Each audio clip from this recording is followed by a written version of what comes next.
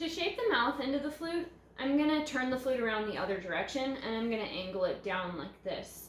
We're going to take short passes with the plane and we're going to start about here and work the plane off the end of the flute. This area is going to remain square for right now. One thing to keep in mind when you're tapering the end of the flute is that there is a chamber in here. It goes from this wall of the fipple up to about this point on the flute. And it's the same diameter as the main bore of the flute. So if you taper it too steeply, you may break into that chamber and that will effectively ruin your flute kit. So be very careful. You can look at pictures of how much taper we put on our finished flutes to get a good idea of how much it's safe to taper. So I'm going to angle the flute kit down. Again, I'm going to stand to get more leverage. And I'm going to start playing about here and move my way off the flute. Some people find that it's helpful to draw a circle on the end of the flute to kind of give them a guide so that they can make a nice round mouth end. I'm going to do it by eye.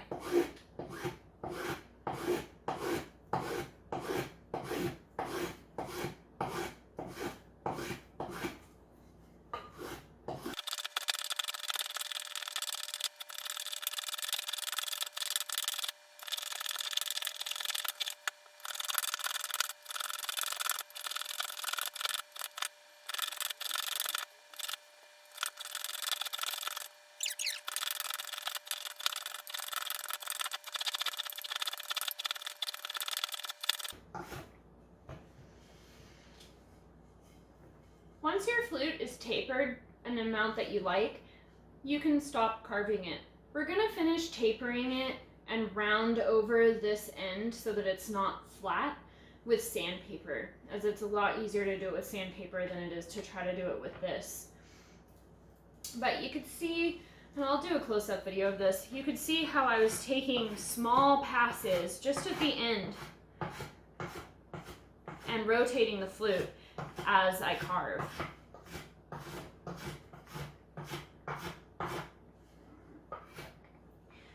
There's a shape which is probably hard to see in this video that kind of looks like a diamond here.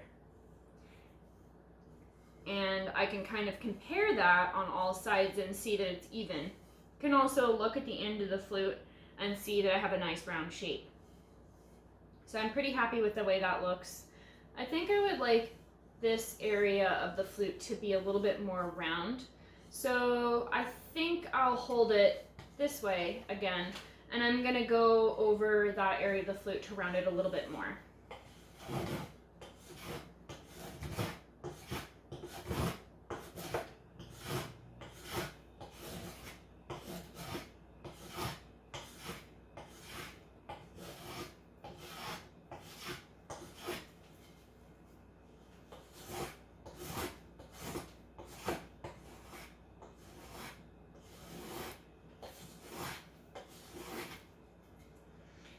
When you start rounding these areas here, you want to make sure that you keep an area here on the deck flat enough for the block to make good contact. You can take your block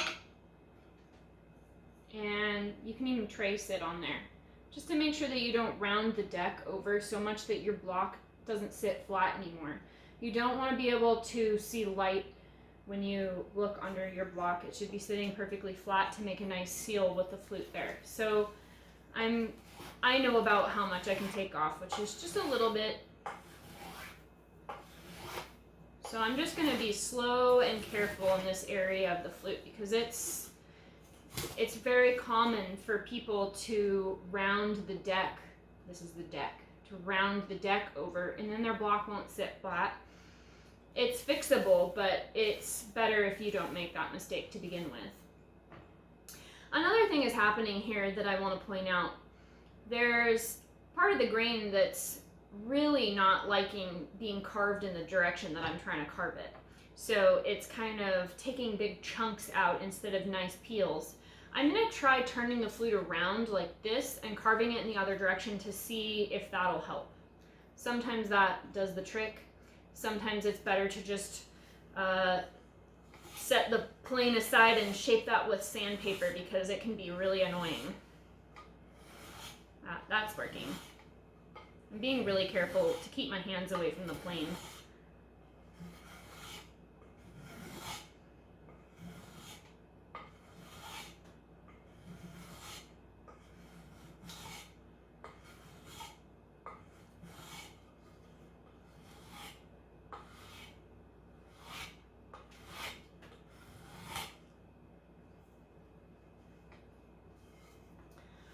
So I'm finished shaping now, and the next part of the process is going to be sanding with 60 grit sandpaper.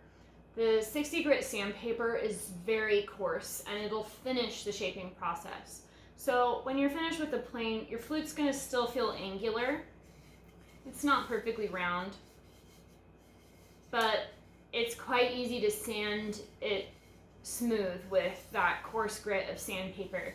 So stay tuned for the next part of the process where I show you how to use sandpaper to finish shaping your flute and how to finish sanding your flute.